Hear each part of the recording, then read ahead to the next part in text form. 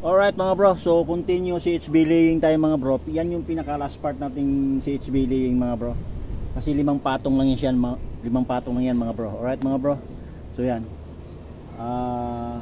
Pinaka last na yan siya. So pagkatapos yan, doon na naman tayo sa area na yung mga bro. Ayan. Kung makikita mo yan mga bro, papunta tayo rito. Yan, papunta tayo dito mga bro. Yan. Yung pinakadulo na yon, meron pa kasi yung wall papunta ron mga bro. Ayan. So tapusin lang muna natin to para matapos to, lipat tayo doon. Alright mga bro, so yan. So samahan nyo ako mga bro. Let's go. See you.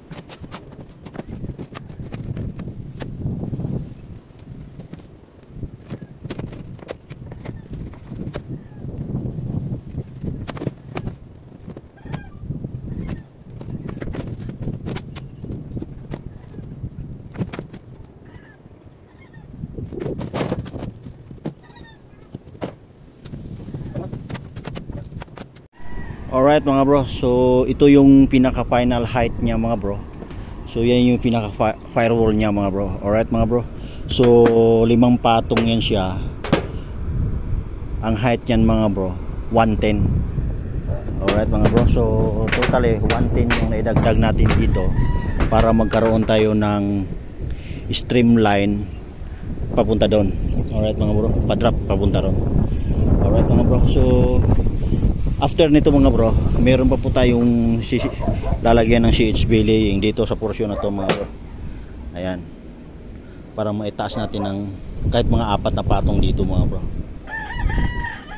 Alright mga bro. Ayan, kung makikita mo yan mga bro. 4 na patong or 5 patong din papunta roon. Naka-islo papunta doon mga bro. Alright mga bro, so yan. Yan po yung pinaka final natin. Then pagkatapos ng CHB laying mga bro, papalitadahan natin mga bro para matibay. Alright mga bro, so yan. So CHB laying complete na siya para dito sa side na to. Dito sa side dito, susunod na natin yan mga bro. Alright mga bro, so yan. So final setup na yan mga bro. Alright, let's go.